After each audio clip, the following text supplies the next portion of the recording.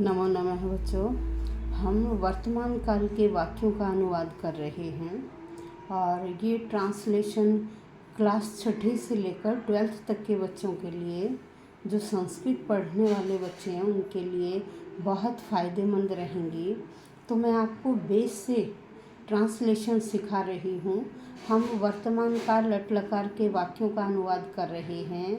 एक दिन हमने प्रथम पुरुष एक वचन के वाक्यों का किया, एक दिन द्विवचन, फिर बहुवचन, फिर मध्यम पुरुष का, ऐसे ही एक वचन, द्विवचन और बहुवचन। ठीक है।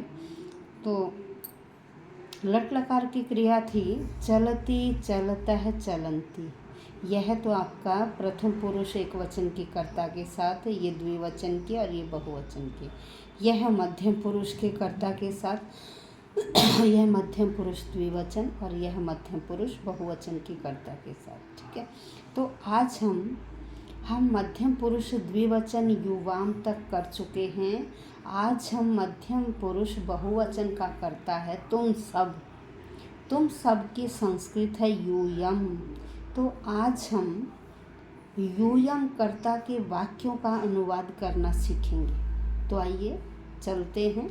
सबसे पहले आपके सामने यह प्रत्यय लिखे गए हैं लट लकार के, तीतः अंति। सबसे पहले पुरुष, फिर वचन दिए गए हैं।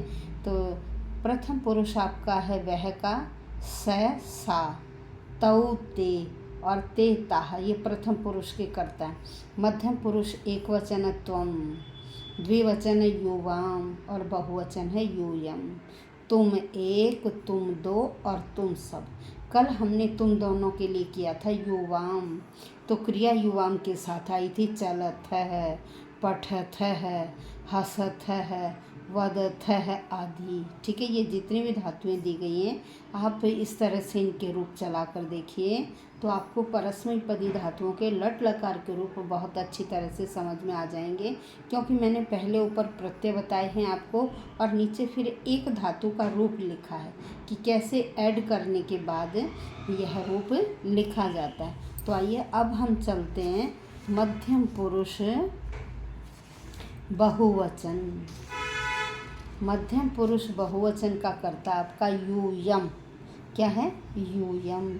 यूयम का मतलब है तुम सब। यूयम का अर्थ क्या है? तुम सब।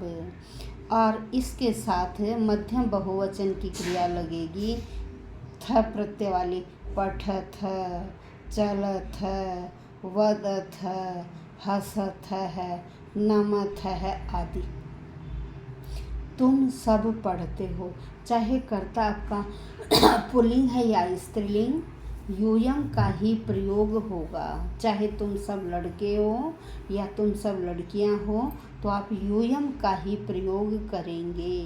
तो आइए वाक्यों पर चलते हैं। तुम सब पढ़ते हो। तुम सब की संस्कृत यूयम और मध्यम बहुवचन की क्रिया पठथ। यूयम पठथ। अगर वाक्य तुम सब पढ़ रहे हो, वही वर्तमान काल का ही वाक्य, चाहे अंत में ता है, ती है या रहा है, रही है, तो आप लट लकार का ही प्रयोग करेंगे। तुम सब चलते हो या चल रहे हो, यूयम, फिर वही मध्यम बहुवचन की क्रिया चलथ। तुम सब बोलते हो। तुम सब की संस्कृत बनती यूयम और वद धातु मध्यम बहुवचन का प्रयोग करिए वदथ। तुम सब बोलते यूयम वदथ। तुम सब हंसती हो। अब देखिए हमने 3 वाक्य तो पुल्लिंग के किए, अब हम स्त्रीलिंग के, ताकि आपको समझ में आ जाए। चाहे लड़का है या लड़की है, तुम सब आएगा वही यूयम शब्द ही। ठीक है। यूयम वही मध्यम बहुवचन हसथ, यूयम हसथ। तुम सब पाठ याद करती हो। यूयम, पाठ को पाठम, भाई को के अनुसार द्वितीय विभक्ति आती है। जैसे पाठ को तो पाठम, नगर को नगरम, गांव को ग्रामम, पुस्तक को पुस्तकम। ठीक है। यूयम पाठम स्मरथ।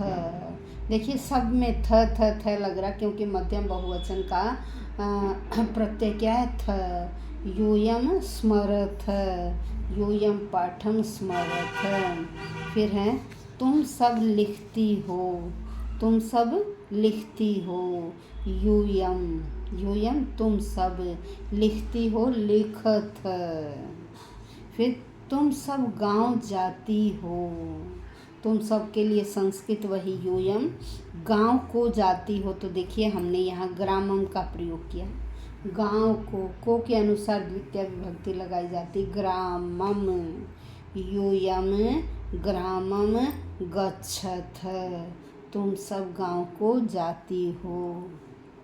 तो बेटे डेली आपको ट्रांसलेशन के नियम सिखाए जा रहे हैं, ध्यान से सुनिए और बार बार अभ्यास करके देखिए ताकि भाषा पर आपकी पकड़ हो जाए। यदि पेरेंट्स भी सीखना चाहते हैं तो आप अपने पेरेंट्स को भी यह वीडियो सुनवाइए ताकि उन्हें भी संस्कृत भाषा का ज्ञान हो जाए और अपने जितने हमारे धार्मिक ग्रंथ हैं उनको वह पढ़ सकें और समझ सकें।